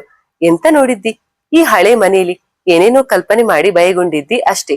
ಈ ಹಳ್ಳಿ ಜನ 1000 ಮಾತಾಡ್ತಾರೆ, ಏನೇನೋ ಕಲ್ಪನೆ ಮಾಡಿಕೊಳ್ತಾರೆ, ಅದನ್ನೇ ಹೇಳುತ್ತಿರುತ್ತಾರೆ. ಇಷ್ಟಕ್ಕೆಲ್ಲ ಹೆದರಬಾರದು ಅಂತ ಕೆಲಸದವಳಿಗೆ ಆಶ್ವಾಸನೆ ಕೊಡಲು ಹೋದಳು ಸುಮಾ. ಆಗ ಕೆಲಸದವಳು, ಇಲ್ಲ ಸುಮಕ್ಕ, ನಾನು ಬಂದಾಗಿನಿಂದ ಕೇಳ್ತಾನೆ ಇದ್ದೇನೆ. ರಾತ್ರಿ ಆದರೆ ಸಾಕು, ಏನು ಅಸ್ಪಷ್ಟ ಶಬ್ದ, ಕೆಲವೊಮ್ಮೆ ಗೆಜ್ಜೆಯ ನಾದ. ಅದೆಲ್ಲ ಹೋಗಲಿ ಅಂದ್ರೆ ನಿನ್ನೆ ರಾತ್ರಿ ನಾನು ಮೂತ್ರ ಮಾಡಲು ಎದ್ದಿದ್ದೆ. ಸೀದಾ ಟಾಯ್ಲೆಟ್ ಹತ್ತಿರ ಹೋಗುವಾಗ ಯಾರೂ ನಡೆದಂತೆ ಆಯ್ತು. ಸರಿ, ಏನೋ ನಿದ್ದೆ ಅಮಲಲ್ಲಿ ಹಾಗೆ ಅನಿಸುತ್ತಿರಬೇಕೆಂದು ಅಂದುಕೊಂಡೆ. ಟಾಯ್ಲೆಟ್ ಒಳಗೆ ಹೋಗಿ ಹೊರಗೆ ಬರುವಾಗ ಒಂದು ಅರಸಿದ ಮುಖ, ದೊಡ್ಡ ಕೆಂಪು ಬೊಟ್ಟು ಹಾಕಿ, ಕಿರೀಟ ಧರಿಸಿ, ನಾಲಿಗೆ ಹೊರಚಾಚಿ, ಕೈಲಿ ಕತ್ತಿ ಇಟ್ಕೊಂಡು ಭಯಂಕರ ರೂಪ ಕಂಡಿತು. ನೋಡಿ ಭಯಗೊಂಡೆ. ಸೀದಾ ನನ್ನ ಮಲಗುವ ಕೊನೆಗೆ ಓಡಿದೆ. ರಾತ್ರಿ ಇಡೀ ನಿದ್ದೆ ಬರ್ಲಿಲ್ಲ. ಆ ಆಕೃತಿ ನನ್ನ ಹಿಂದೆ ಇದ್ದಂತೆ ಆಗುತ್ತಿತ್ತು. ಜೊತೆಗೆ ಮಗನ ನೆನಪಾಯ್ತು. ನಂಗೆ ಒಬ್ಬ ಮಗ ಇರುವುದು, ನಾನು ಸತ್ತರೆ ಅವನು ಅನಾಥನಾಗಿರುತ್ತಾನೆ. ಇನ್ನು ಇಲ್ಲಿ ಇದ್ದು ಸಾಯೋದು ಬೇಡ ಅಂತ ಕೆಲಸ ಬಿಡುವ ನಿರ್ಧಾರ ಮಾಡಿದೆ. ನಾನು ಇಲ್ಲಿ ಇನ್ನು ಕೆಲಸ ಮಾಡಲ್ಲ.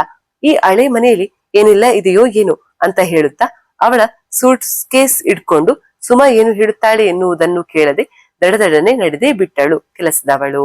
ಮತ್ತು ಸುಮಾಳ ಅಮ್ಮ ಕೆಲಸದವಳು ಹೋಗುವುದನ್ನೇ ನೋಡುತ್ತಾ ನಿಂತಿದ್ದರು. ಇನ್ನು ಹೊಸಬ್ಬಳನ್ನ ಹುಡುಕಬೇಕಿತ್ತು. ಈಗ ಕಿಟ್ಟನಿಗೆ ಒಂದು ಹೊಸ ಜವಾಬ್ದಾರಿ ತಲೆಗೆ ಬಿತ್ತು. ಒಬ್ಬಳು ಅಡಿಗೆ ಮಾಡುವ ಹೆಂಗಸನ್ನ ಕಾಡು ಮನೆಗೆ ಹುಡುಕೋದು. ಯಾರನ್ನು ಕೇಳುವುದಪ್ಪ ಅಂತ ಕಿಟ್ಟ ಯೋಚಿಸುತ್ತಿರುವಾಗ ಅವನಿಗೆ ಮಲ್ಲಿ ನೆನಪಾದಳು. ಅವಳು ಮೊದಲು ಆನೆಬೀಡು ಸಾಹುಕಾರರ ಮನೆಯಲ್ಲಿ ಅಡಿಗೆ ಮಾಡಿಕೊಂಡಿದ್ದಾಳು. ಅಲ್ಲಿ ಸರಿ ಬರದೆ ಕೆಲಸ ಬಿಟ್ಟಿದ್ದಳು. ಕಿಟ್ಟನಿಗೆ ಮಲ್ಲಿಯ ನೆನಪಾದ್ದೇ ತಡ. ಸೀದಾ ಮಾಡುತ್ತಿದ್ದ ಕೆಲಸವನ್ನ ಅರ್ಧದಲ್ಲೇ ನಿಲ್ಲಿಸಿ ಮಲ್ಲಿ ಮನೆ ಕಡೆ ನಡೆದ. ಕಿಟ್ಟ ಕಾಡು ಮನೆಗೆ ಕೆಲಸಕ್ಕೆ ಕರೆದಾಗ ಮಲ್ಲಿ ಖುಷಿಯಿಂದ ಒಪ್ಪಿದಳು. ಅಲ್ಲಿಗೆ ಕೆಲಸದ ಹೆಂಗಸಿನ ಸಮಸ್ಯೆ ಸದ್ಯಕ್ಕೆ ಪರಿಹಾರವಾಯಿತು. ದಿನಗಳು ಉರುಳ ತೊಡಗಿದವು. ಮಲ್ಲಿ ಕಾಡು ಮರಿ ಎಸ್ಟೇಟ್ ನಲ್ಲಿ ಕೆಲಸಕ್ಕೆ ಸೇರಿಕೊಂಡಳು. ಮನೆಯಲ್ಲಿ ಎಲ್ಲರೊಂದಿಗೆ ಹೊಂದಿಕೊಂಡಳು. ಸ್ವಲ್ಪ ಅರಕಲು ಬಾಯಿ. ಯಾರು ಏನೇ ಮಾತಾಡಲಿ ಅವಳಿಗೆ ಅಲ್ಲಿ ಹೋಗಿ ಕಿವಿ ಕೊಡುವ ಬುದ್ಧಿ. ಅದು ಬಿಟ್ಟರೆ ಕೆಲಸ ಚೆನ್ನಾಗಿ ಮಾಡುತ್ತಿದ್ದಳು. ರುಚಿ ರುಚಿಯಾಗಿ ಹೊತ್ತಿಗೆ ಸರಿಯಾಗಿ ಅಡಿಗೆ ಮಾಡಿ ಹಾಕುತ್ತಿದ್ದಳು. ಮಳೆಗಾಲ, ತೋಟಕ್ಕೆ ಔಷಧ ಸಿಂಪಡಿಸಬೇಕು. ಇಲ್ಲದಿದ್ದರೆ ಅಡಿಕೆ ಮರಕ್ಕೆ ರೋಗ ಬರುತ್ತದೆ, ಫಸಲು ಕಡಿಮೆ ಆಗುತ್ತದೆ. ರತ್ನಾಕರ ಭಟ್ರು, ಜೋಯಿಸರು, ಹೆಬ್ಬಾರರು ಎಲ್ಲರೂ ಬಹಳ ಆತಂಕದಲ್ಲಿದ್ದರು. ಕಿಟ್ಟ ಮತ್ತು ಅವನ ತಂಡ ಕಾಡು ಮನೆ ಬಿಟ್ಟು ಬೇರೆಲ್ಲೂ ಕೆಲಸಕ್ಕೆ ಹೋಗುತ್ತಿರಲಿಲ್ಲ. ಕಾಡು ಮನೆಯಲ್ಲಿ ಸಂಬಳ ಚೆನ್ನಾಗಿ ಸಿಗುತ್ತಿತ್ತು.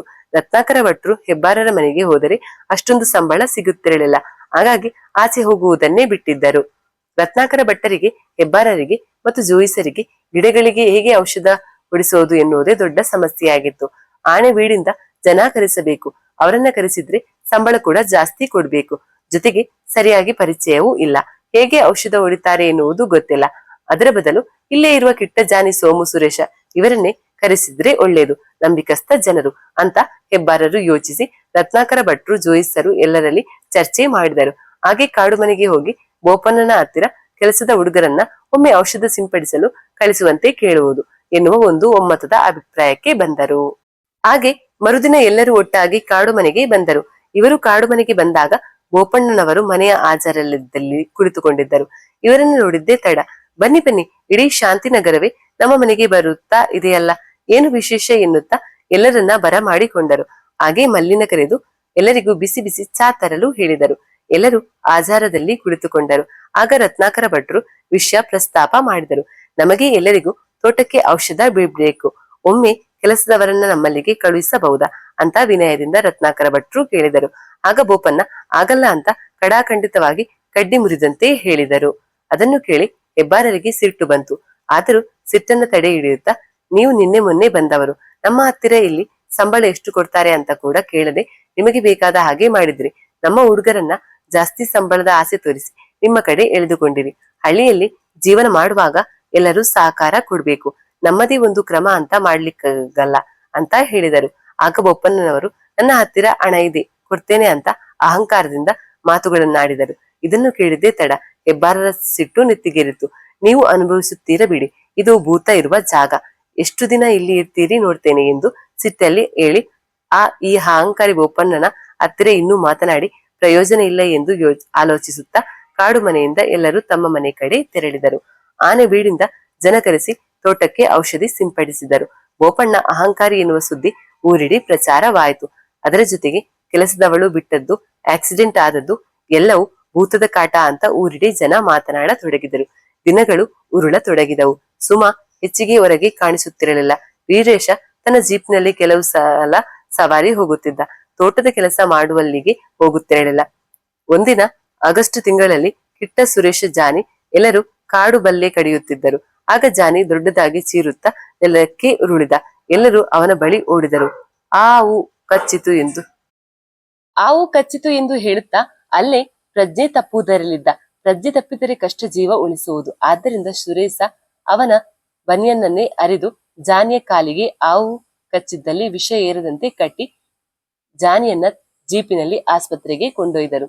ಆಸ್ಪತ್ರೆಗೆ ಕೊಂಡೊಯ್ಯುವಾಗ ಅವನಲ್ಲಿ ಮಾತನಾಡುತ್ತಾ ಪ್ರಜ್ಞೆ ತಪ್ಪದಂತೆ ನೋಡಿಕೊಂಡರು. ಗೆಳೆಯರ ಸಮಯ ಪ್ರಜ್ಞೆ ಜಾನಿಯ ಪ್ರಾಣ ಉಳಿಸಿತ್ತು. ಆ ಘಟನೆ ನಂತರ ಯಾರೂ ತೋಟದ ಕೆಲಸಕ್ಕೆ ಹೋಗಲಿಲ್ಲ.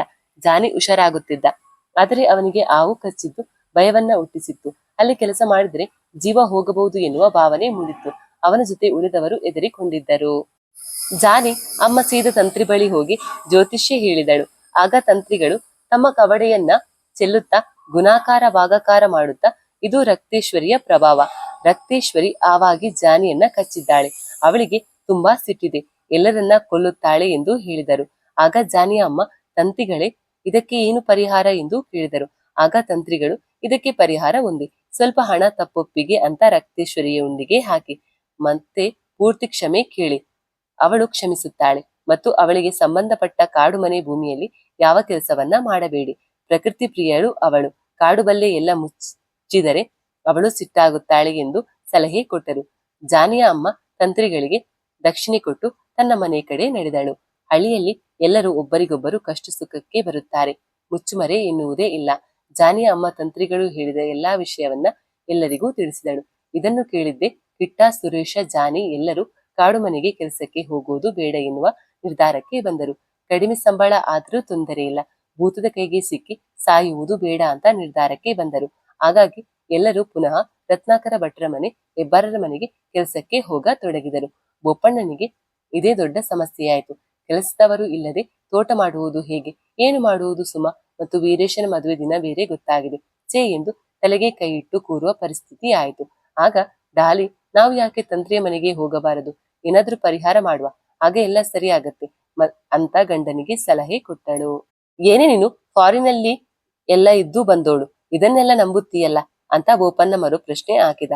ಆಗ ಡಾಲಿ, ನಾವು ನಂಬದಿದ್ದರೂ ಊರವರು ನಂಬುತ್ತಾರೆ. ನಮಗೆ ಊರವರು ಇಲ್ಲದೆ ಏನೂ ಮಾಡಲು ಸಾಧ್ಯ ಇಲ್ಲ. ಹಾಗೆ ನಮ್ಮ ಕಾರ್ಯ ಸಾಧಿಸಲು ಈ ಊರಿನವರೇ ಬೇಕು ಎಂದು ಡಾಲಿ ವಿವರಿಸಿದಳು. ಬೋಪಣ್ಣನಿಗೆ ಡಾಲಿಯ ಮಾತು ಸರಿ ಕಂಡಿತು. ಹೇಳಿದಂತೆ ಗಂಡ ಹೆಂಡತಿ ಇಬ್ಬರು ತಂತ್ರಿಯ ಬಳಿ ಹೋದರು. ತಂತ್ರಿಗಳು, ಭೂತಕೋಲ ಕೊಡಿ, ಎಲ್ಲಾ ಸರಿಯಾಗತ್ತೆ ಅಂತ ಸಲಹೆ ಕೊಟ್ಟರು. ಹಾಗಾದ್ರೆ ದಿನಗೊತ್ತು ಮಾಡಿ, ಅದಕ್ಕೆ ನಾವು ವೀರೇಶ ಮತ್ತು ಸುಮಾಳ ಮದುವೆ ಮಾಡುವ ಯೋಚನೆ ಮಾಡಿದ್ದೆವು. ಅವರ ಮದುವೆ ಸಮಯದಲ್ಲೇ ಮಾಡುವ, ಏನು ಹೇಳ್ತೀರಿ? ಒಳ್ಳೆ ದಿನ ಇದೆಯಾ ಅಂತ ಬೋಪಣ್ಣ ಕೇಳಿದರು ತಂತ್ರಿಗಳನ್ನ.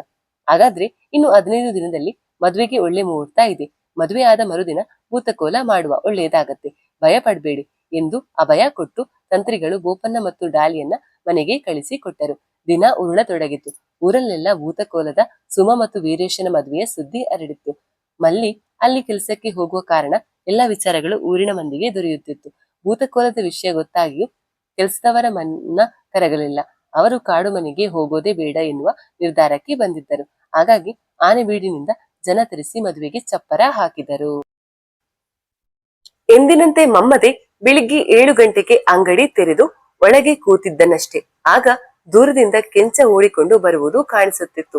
ಏನಪ್ಪ, ಎಷ್ಟು ಬೆಳಿಗ್ಗೆ ಈ ತರಹ ಎದುರಿಸರು ಬಿಡುತ್ತಾ ಓಡಿಕೊಂಡು ಬರುತ್ತಿದ್ದಾನೆ, ಏನೋ ಆಗಬಾರದ್ದು ಆಗಿದೆ ಎಂದು ಮಮ್ಮದೆ ಆಲೋಚಿಸುತ್ತಿರುವಾಗಲೇ ಕೆಂಚ ಅಂಗಡಿ ಮುಂದೆ ನಿಂತಿದ್ದ. ಮಮ್ಮದೆ ಸುದ್ದಿ ಗೊತ್ತಾಯ್ತಾ? ಮಾದ ಬೆಳಿಗ್ಗೆ 6 ಗಂಟೆಗೆ ತೋರೆ ಹತ್ತಿದ ಹೋಗಿದ್ದ.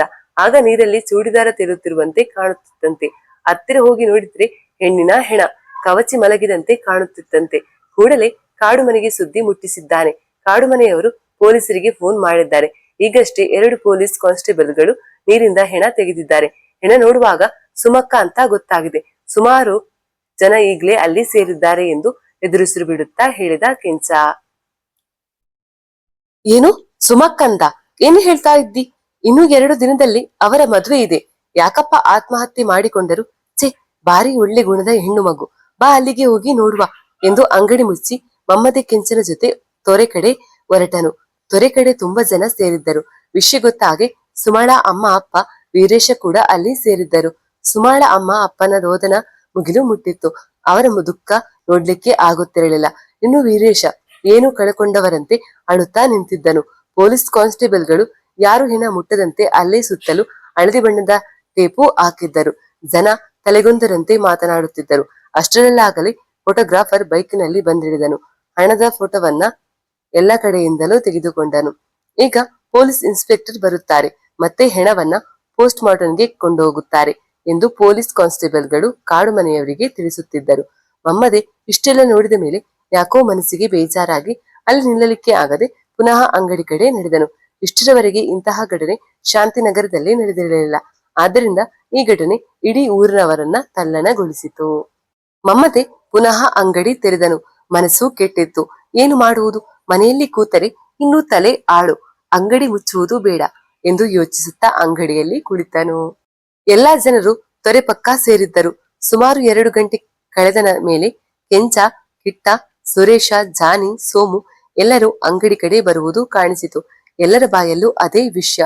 ಮಮ್ಮದೆಯನ್ನು ನೋಡಿದ ಕೂಡಲೇ ಜಾನಿ ಹೇಳಿದ, ಮಮ್ಮದೆ, ನೀ ಬರಲಿಲ್ವಾ ತೊರೆ ಕಡೆ? ಬಂದಿದ್ದೆ, ಆದರೆ ಹೆಚ್ಚು ಹೊತ್ತು ನಿಲ್ಲಲಿಕ್ಕೆ ಆಗಲಿಲ್ಲ. ಪಾಪ ಆ ಹೆಣ್ಮಗು ಮೊನ್ನೆ ನನ್ನ ಅಂಗಡಿಗೆ ಬಂದಿದ್ದರು. ಈಗಲೂ ನೆನಪಿದೆ. ಒಳ್ಳೆಯವರಿಗೆ ಇದು ಕಾಲವಲ್ಲಪ್ಪ ಎಂದು ಉತ್ತರಿಸಿದ ಮಮ್ಮದೆ.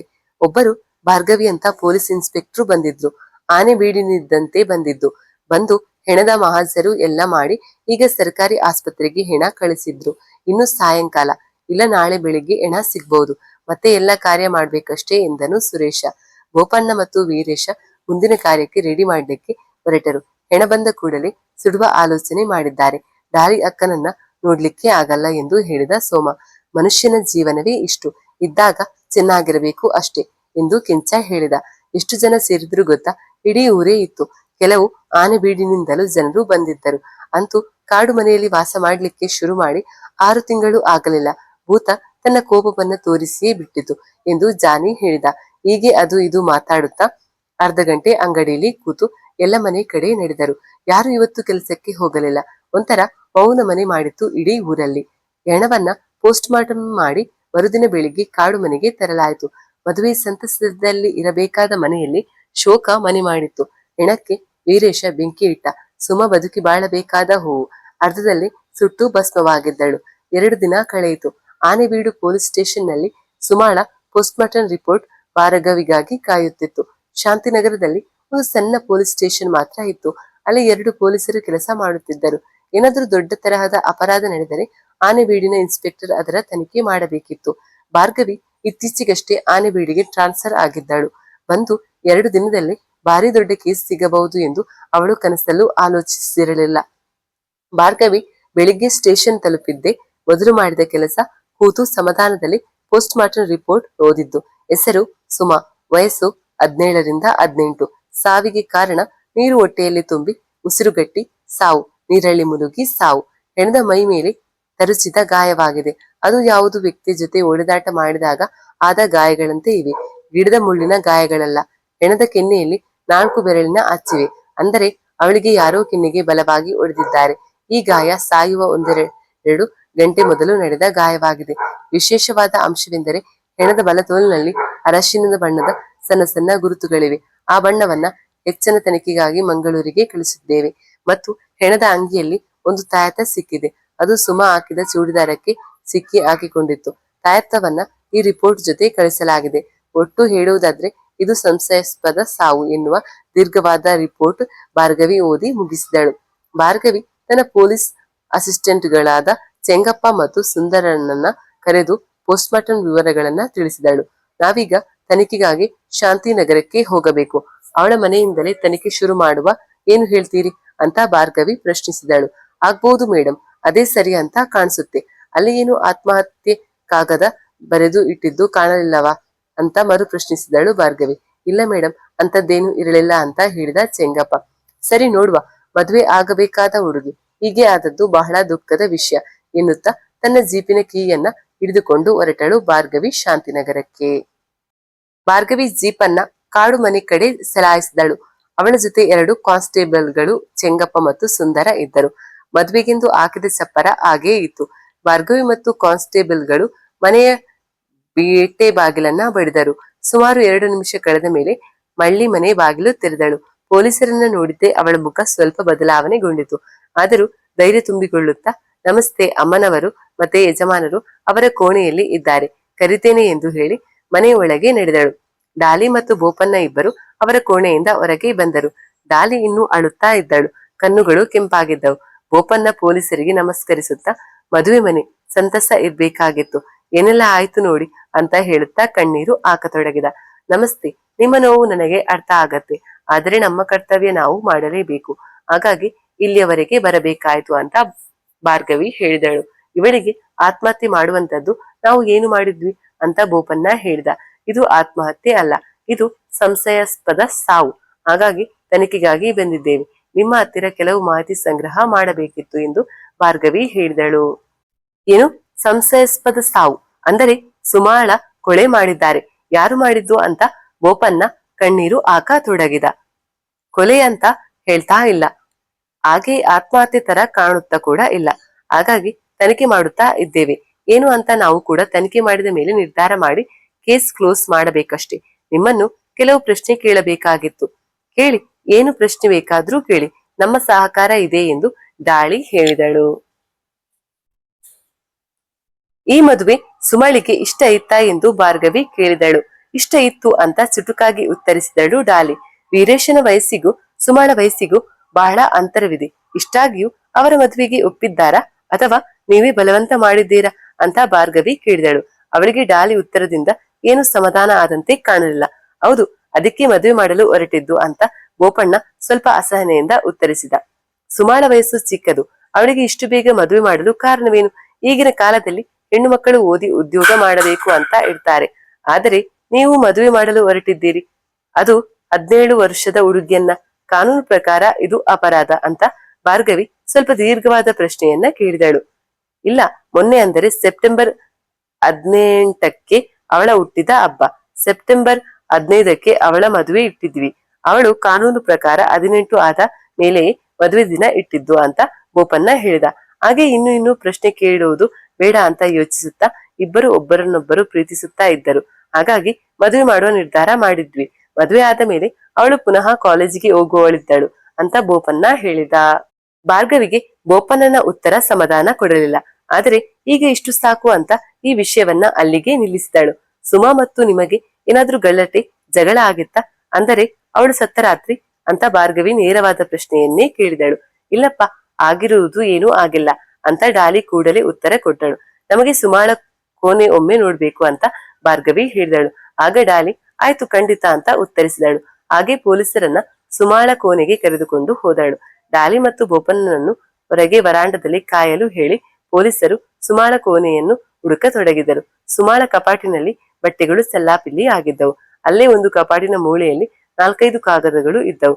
ಪೊಲೀಸರು ಅದನ್ನ ವಶಪಡಿಸಿಕೊಂಡರು. ಬೇರೆ ಏನು ಅನುಮಾನಾಸ್ಪದವಾದದ್ದು ಕಾಣಲಿಲ್ಲ.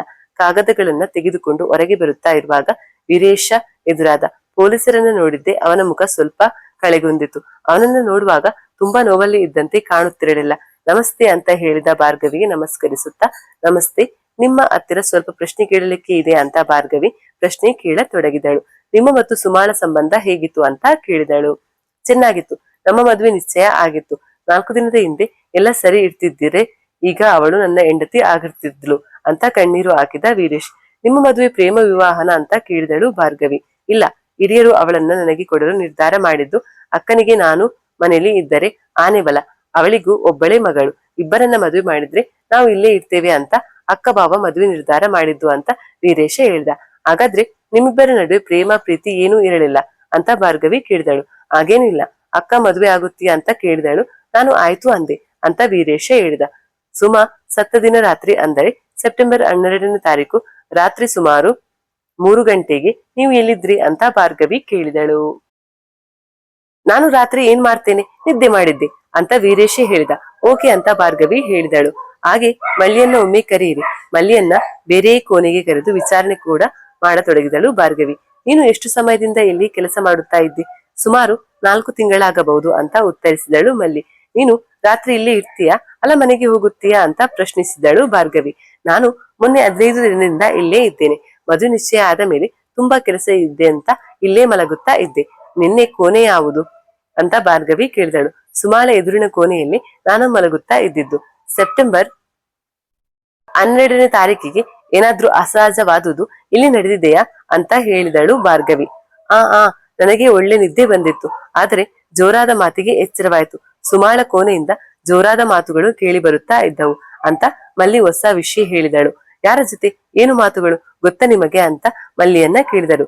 ಅದೂ ಇಲ್ಲ, ಆದರೆ ಅದು ಡಾಲಿ ಮೇಡಮ್ ಮತ್ತೆ ಬೋಪಣ್ಣ ಅವರ ಸ್ವರ ಸ್ಪಷ್ಟವಾಗುತ್ತಾ ಇರಲಿಲ್ಲ ಅಂತ ಹೇಳಿದಳು ಮಲ್ಲಿ. ಹೂ ಮೇಡಮ್, ನಿಮ್ಮನ್ನೆಲ್ಲ ಪೊಲೀಸರಿಗೆ ಹಿಡಿದು ಕೊಡುತ್ತೇನೆ ಅಂತ ಸುಮಕ್ಕ ಹೇಳುವುದನ್ನ ಸ್ಪಷ್ಟವಾಗಿ ಕೇಳಿದ್ದೇನೆ ಅಂತ ಮಲ್ಲಿ ನೆನಪು ಮಾಡುತ್ತಾ ಹೇಳಿದಳು. ಅದು ಯಾಕೆ ಆ ಮಾತುಗಳು ಮಾತ್ರ ನಿಮಗೆ ಕೇಳಿದ್ದು, ಉಳಿದ ಮಾತುಗಳು ಯಾಕೆ ಕೇಳಲಿಲ್ಲ ಅಂತ ಕೇಳಿದಳು ಭಾರ್ಗವಿ. ಸುಮಕ್ಕ ಜೋರಾಗಿ ಹೇಳಿದರು ಆ ಮಾತುಗಳನ್ನ. ತುಂಬಾ ಸಿಟ್ಟಿನಲ್ಲಿ ಕಿರುಚಿದಂತೆ ಇತ್ತು ಧ್ವನಿ. ಮಲ್ಲಿ ಉತ್ತರಿಸಿದಳು. ಎಷ್ಟು ಗಂಟೆ ಇರಬಹುದು ಇದು ನಡೆದದ್ದು? ಭಾರ್ಗವಿ ಕೇಳಿದಳು. ಸುಮಾರು 11-12 ಇರಬಹುದು. ನಾನು ಗಂಟೆ ನೋಡಿಲ್ಲ, ಹಾಗಾಗಿ ಸರಿಯಾಗಿ ಗೊತ್ತಿಲ್ಲ. ಸುಮಾರು 10 ಗಂಟೆಗೆ ಮಲಗಿದ್ದೆ, ಮತ್ತೆ ತುಂಬಾ ಕೆಲಸ ಮಾಡುವ ಕಾರಣ ಬಹುಬೇಗ ನಿದ್ದೆ ಬಂದಿತ್ತು ಅಂತ ಮಲ್ಲಿ ಉತ್ತರಿಸಿದಳು. ಪೊಲೀಸ್ ಕಾನ್ಸ್ಟೇಬಲ್ಗಳು ಎಲ್ಲ ಹೇಳಿಕೆಗಳನ್ನ ಪುಸ್ತಕದಲ್ಲಿ ಬರೆದಿಟ್ಟುಕೊಂಡರು. ಆಯ್ತು, ನಾನು ಕರೆದಾಗ ಸ್ಟೇಷನ್ಗೆ ಬರಬೇಕಾಗುತ್ತದೆ, ಆಯ್ತಾ ಅಂತ ಭಾರ್ಗವಿ ಮಲ್ಲಿಗೆ ಮತ್ತು ಉಳಿದವರಿಗೆ ಹೇಳಿ ಕಾಡು ಮನೆಯಿಂದ ಹೊರಟಳು. ಪೊಲೀಸ್ ಜೀಪ್ ಕಾಡು ಮನೆ ಬಿಟ್ಟು ಮಮ್ಮದೇ ಅಂಗಡಿಯಿಂದಾಗಿ ಆನೆಬೀಡಿಗೆ ಪ್ರಯಾಣ ಬೆಳೆಸಿತು. ಆ ದಿನ ಊರಲ್ಲೆಲ್ಲ ಪೊಲೀಸರು ಬಂದದ್ದೇ ಹೊಸ ವಿಷಯವಾಯಿತು. ಜೊತೆಗೆ ಸಾಯಂಕಾಲ ಮಲ್ಲಿ ಜಿನಗಿಸಿದಂದು ಮಮ್ಮದೇ ಅಂಗಡಿಗೆ ಬಂದಾಗ ಸುಮಕ್ಕಂದು ಸಂಶಯಾಸ್ಪದ ಸಾವು ಅಂತ ಬೇರೆ ಹೇಳಿದ್ದು ಊರಲ್ಲಿ ದೊಡ್ಡ ಸುದ್ದಿ ಆಯಿತು. ಭಾರ್ಗವಿ ಆನೆಬೀಡಿಗೆ ಹೋಗುವಾಗ ಕಾನ್ಸ್ಟೇಬಲ್ಗಳಲ್ಲಿ ಕೇಸ್ನ ಬಗ್ಗೆ ಚರ್ಚಿಸುತ್ತಾ ಹೋಗುತ್ತಿದ್ದಳು. ವೀರೇಶ ಮತ್ತು ಬೋಪಣ್ಣ ಇಬ್ಬರು ತದ್ವಿರುದ್ಧವಾದ ಹೇಳಿಕೆಯನ್ನ ಕೊಟ್ಟಿದ್ದಾರೆ. ಏನೋ ಮುಚ್ಚಿಡುತ್ತಿದ್ದಾರೆ, ಸತ್ಯ ಹೇಳುತ್ತಾ ಇಲ್ಲ ಅಲ್ಲವಾ ಅಂತ ಚೆಂಗಪ್ಪ ಮತ್ತು ಸುಂದರನನ್ನ ಕೇಳಿದಳು ಭಾರ್ಗವಿ. ಹೌದು ಮೇಡಮ್, ನಂಗೂ ಹಾಗೆ ಅನಿಸಿತ್ತು. ಒಬ್ಬರು ಪ್ರೇಮ ವಿವಾಹ ಅಂತಾರೆ, ಇನ್ನೊಬ್ಬ ಅಲ್ಲ, ಹಿರಿಯರು ನಿಶ್ಚಯ ಮಾಡಿದ್ದು ಅಂತಾರೆ ಎಂದು ಆನಂದ. ಮಲ್ಲಿಯ ಹೇಳಿಕೆ ನೋಡಿದರೆ ಏನೋ ರಹಸ್ಯ ಇದೆ. ಇದು ಖಂಡಿತ ಆತ್ಮಹತ್ಯೆ ಅಲ್ಲ, ಇನ್ನು ತನಿಖೆ ಮಾಡಬೇಕು. ಮ್ಯಾಂಗ್ಳೂರ್ ಲ್ಯಾಬ್ನಿಂದ ಎಲ್ಲ ರಿಪೋರ್ಟ್ ಬರಲಿ, ನೋಡುವ ಹೇಗೆ ತನಿಖೆ ಮುಂದುವರಿಸುವುದು ಎನ್ನುವುದು ಚರ್ಚೆ ಮಾಡಿ ಮುಂದುವರಿಸುವ ಅಂತ ಭಾರ್ಗವಿ ಮಾತಿಗೆ ವಿರಾಮ ಕೊಟ್ಟಳು. ಅಷ್ಟರಲ್ಲಾಗಲೇ ಅವರು ಆನೆಬೀಡು ಸ್ಟೇಷನ್ ತಲುಪಿದ್ದರು. ಅವರು ಜೀಪಿನಿಂದ ಇಳಿದು ಸ್ಟೇಷನ್ ಒಳಗೆ ಹೋದಾಗ ಅವರಿಗಾಗಿ ಒಬ್ಬ ವ್ಯಕ್ತಿ, ವಯಸ್ಸು ಸಾಧಾರಣ 55-60 ಇರಬಹುದು, ಪಂಚೆ ಮತ್ತು ಉದ್ದ ತೋಳಿನ ಬಿಳಿಯ ಅಂಗಿ ತೊಟ್ಟ ವ್ಯಕ್ತಿ ತುಂಬಾ ಚಿಂತೆಯಿಂದ ಇರುವಂತೆ ಕಾಣುತ್ತಿತ್ತು. ಸುಮಾರು 1 ಗಂಟೆಯಿಂದ ಸ್ಟೇಷನ್ ನಲ್ಲಿ ಭಾರ್ಗವಿಗಾಗಿ ಕಾಯುತ್ತಾ ಇದ್ದರು. ಕತೆ ಮುಂದುವರಿಯುವುದು.